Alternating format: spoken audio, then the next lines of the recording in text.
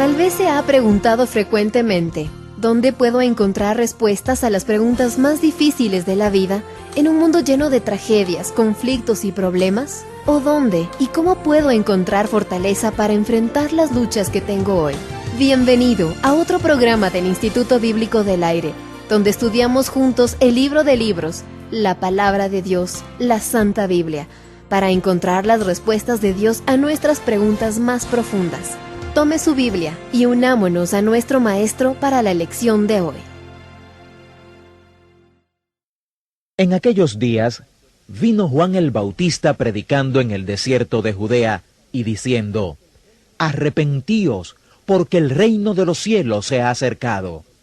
Pues este es aquel de quien habló el profeta Isaías cuando dijo: «Voz del que clama en el desierto, preparad el camino del Señor, enderezad sus sendas». Y Juan estaba vestido de pelo de camello, y tenía un cinto de cuero alrededor de sus lomos, y su comida era langostas y miel silvestre. Y salía él Jerusalén y toda Judea, y toda la provincia de alrededor del Jordán, y eran bautizados por él en el Jordán, confesando sus pecados. Al ver él que muchos de los fariseos y de los saduceos venían a su bautismo, les decía: «Generación de víboras, ¿quién os enseñó a huir de la ira venidera? Haced pues frutos dignos de arrepentimiento, y no penséis decir dentro de vosotros mismos: a Abraham tenemos por padre, porque yo os digo que Dios puede levantar hijos a Abraham aún de estas piedras. Y ya también el hacha está puesta a la raíz de los árboles. Por tanto, todo árbol que no da buen fruto es cortado y echado en el fuego. Yo, a la verdad, os bautizo en agua para arrepentimiento, pero el que viene tras mí, cuyo calzado yo no soy digno de llevar, es más poderoso que yo. Él os bautizará en Espíritu Santo y fuego. Su aventador está en su mano, y limpiará su era, y recogerá su trigo en el granero, y quemará la paja en fuego, que nunca se apagará». Esta es nuestra introducción a un personaje bíblico muy importante. Quizás no hay otro personaje en la Biblia que sea más significativo y que a pesar de eso se le dedique menos espacio que a Juan el Bautista. Este no es Juan el Apóstol, este no es el autor del cuarto Evangelio y las epístolas que están al final del Nuevo Testamento, así como el libro de Apocalipsis. Este es Juan. Él bautizaba a las personas. Jesús dijo que este era el hombre más grande que hubiera nacido de mujer. ¿Quién cree usted que fue el mejor profeta? Jesús dice que fue Juan el Bautista. Este hombre es descrito muy brevemente en Mateo, en Lucas y en Juan, y algo en Marcos.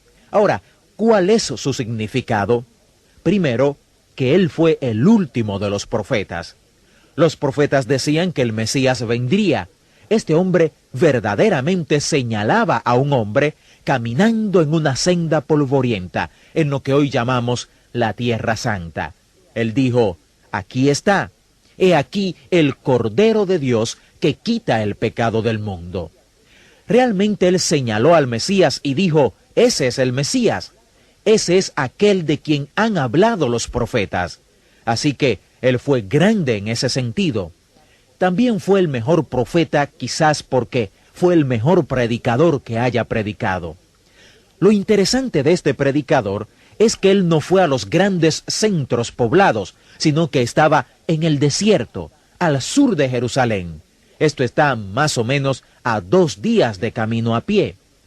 Imagínese eso por un momento, que alguien predicara tan bien que la gente iba hasta él caminando 2 días para llegar hasta donde estaba.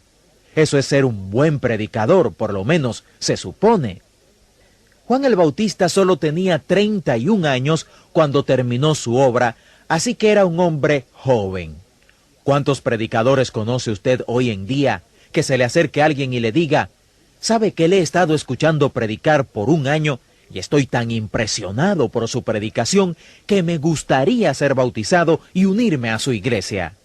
Ahora, ¿cuántos predicadores se volverían a una persona así y le dirían: «Tú, hijo de víbora, ¿quién te enseñó a huir de la ira de Dios?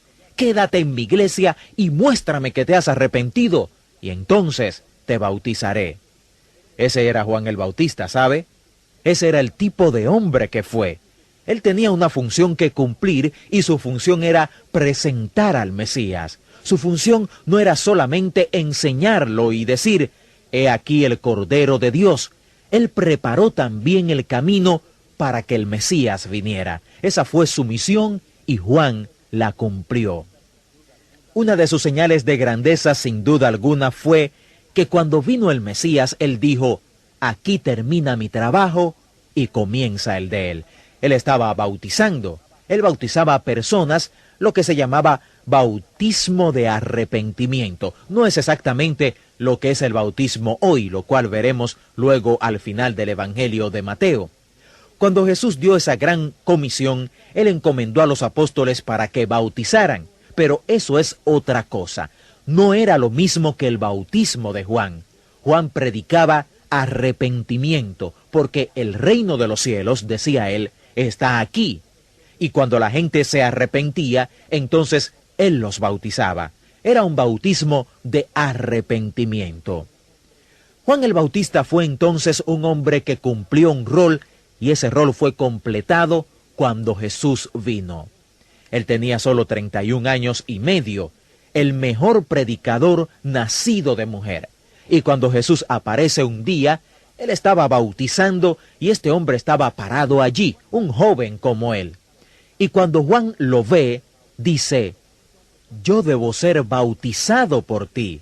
Y este otro joven le dice, no, tenemos que cumplir toda justicia, Juan. Bautízame. Así que Juan bautiza a este joven y cuando lo hace, el Espíritu Santo baja sobre este joven en forma de una paloma. Ahora, ¿cuál es la importancia del bautismo de Jesús? ¿Es esta una de las crisis de Cristo? Su bautismo también no fue igual al suyo y al mío. El bautismo de Jesús fue realmente la inauguración de su ministerio público. El bautismo de Jesús es seguido por otra crisis de Cristo. Él va al desierto y es tentado por el diablo. Dice que el Espíritu lo llevó hasta el desierto. Él no fue llevado al desierto por el diablo. Note eso que es muy importante. Fue el Espíritu quien le llevó hasta el desierto. En el desierto, él tuvo una confrontación con Satanás. Satanás lo tentó 3 veces, lo atacó 3 veces. Primero, el tentador vino a él y le dijo, si eres el Hijo de Dios, dile a estas piedras que se conviertan en pan. Y Jesús le respondió, está escrito, no solo de pan vivirá el hombre, sino de toda palabra que sale de la boca de Dios. Esa fue la primera tentación. Luego el diablo le llevó hasta la ciudad santa y le hizo pararse en la parte más alta del templo. Le dijo, si eres el Hijo de Dios, lánzate hacia abajo, porque está escrito, que a sus ángeles mandará cerca de ti, y en sus manos te sostendrán, para que no tropieces con tu pie en piedra. Jesús le respondió, escrito está también, no tentarás al Señor tu Dios.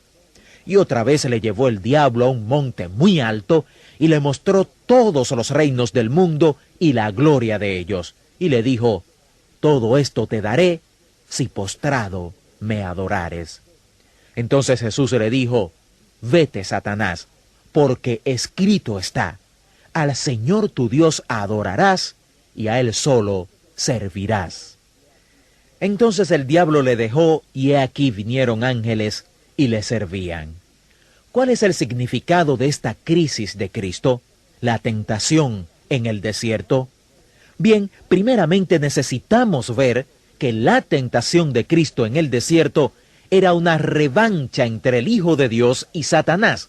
Esta no era la primera vez que se enfrentaban. ¿Recuerdan en el Antiguo Testamento, en el 3er capítulo de Génesis, un hombre que fue llamado el Hijo de Dios? En el último versículo de Lucas capítulo 3, donde Lucas nos da una genealogía hasta Adán, él llama a Adán el Hijo de Dios. Adán fue llamado el Hijo de Dios y Jesús es llamado el Hijo de Dios. son las dos únicas personas en la Escritura que han sido llamadas hijos de Dios de manera singular.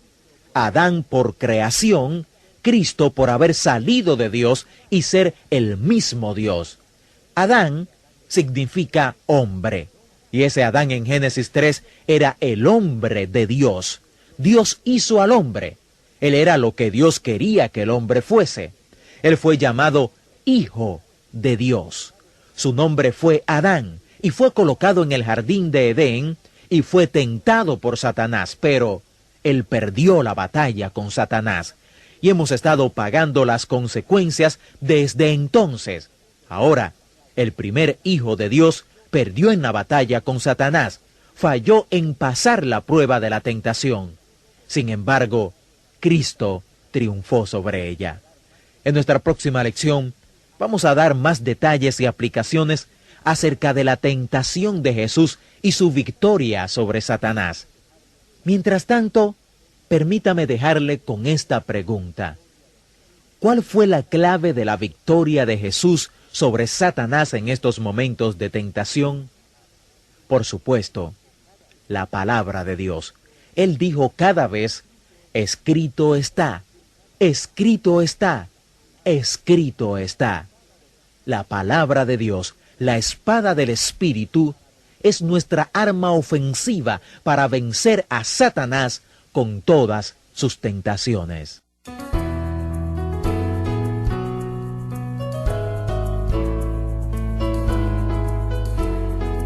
Estimado discípulo y fiel estudiante de la Palabra de Dios, gracias por ser parte del Instituto Bíblico del Aire. Confiamos y oramos que usted aplicará lo que ha oído y aprendido en la lección de hoy de la Palabra de Dios. Por favor, planifique unirse a nosotros la próxima vez e invite a alguien más a unirse a usted para aprender juntos en el Instituto Bíblico del Aire. Contáctenos y comparta lo que está aprendiendo y cómo lo está ayudando este estudio a crecer en su conocimiento y fe en www.institutobiblicodelaire.com. Además, en nuestro sitio web, usted podrá descargar también todos los archivos de audio y las notas de este estudio. Ingrese a www.institutobiblicodelaire.com. Que el Dios de esperanza lo llene de todo gozo y paz al confiar en Él, para que pueda desbordar de esperanza por el poder de su Espíritu Santo.